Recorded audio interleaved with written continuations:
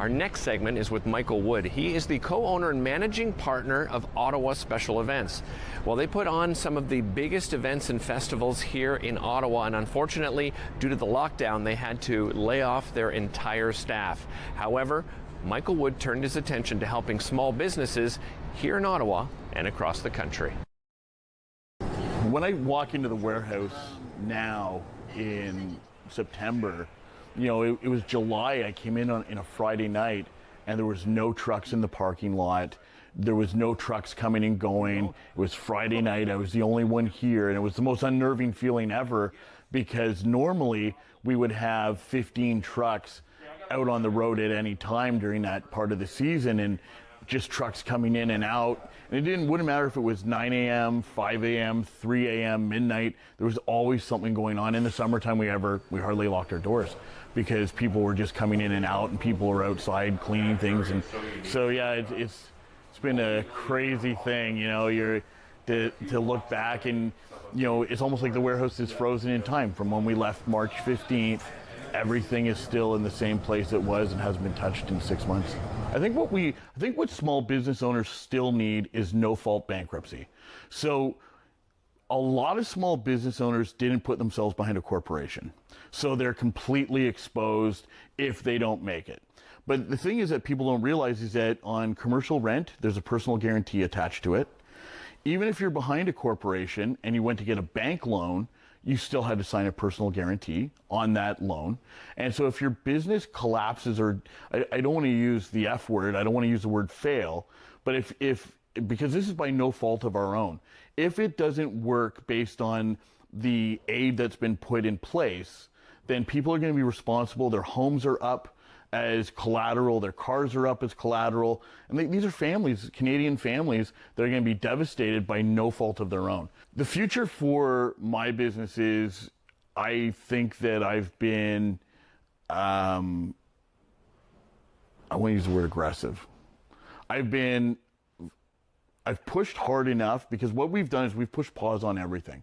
So we've been able to push pause on all of our payments, all of our loans, all of our leases. So some of this equipment in here is leased. And so we've been able to convince the leasing companies to push pause. In some cases we had to pay interest, but the principal we weren't having to pay. And so that makes it a little bit easier. But the problem being is at some point, everybody is going to come back and start wanting to be paid. And so one company I spoke to yesterday, I said to them on the phone, I said, I need you guys, if possible, to leverage the businesses that have leases, that have returned to quote unquote normal, and understand that some of us haven't. And Derek, the next problem is the restaurant business. Right now it is September 3rd. We are a month to a month and a half away of no one being able to sit outside on a patio. And if we maintain 50 people sitting indoors, and only 50 people, I don't know what's going to happen to all the restaurants in town. Everybody's just getting by right now. The margins in restaurants are 6%, 8%. Nobody's going to be able to survive. You know, my friend that owns this other business, where he had that built-in audience, made $1,000 a day, right? And like gross, he made $22 the other day. And because all of his customers are gone. And so, you know, the thing is that before we look at a franchise as big, bad corporate entity, before we look at sending everybody home and telling everybody, you don't have to come back downtown, you don't have to go to the business park, you can all do this from home, then we have to understand that there's a ripple effect. And, you know, somebody sent a message to me on LinkedIn and said, you know, corporate businesses shouldn't be concerned about others, they should do what's best for them, which is the most mind-boggling thing I've ever read in my life. But the thing is that everybody's part of an ecosystem. If you go and you take fish X out of the ocean, that's going to have a much bigger effect on the entire ocean than I think people will realize. If we pull this one predator out of the jungle, you know, then this other species takes over. So, you know, the thing being is there's the small business and business owners is part of an ecosystem. It employs 8.3 million people across Canada. And I think that the impacts of some of the things we're doing will be felt for years. I think the City of Ottawa has done a good job.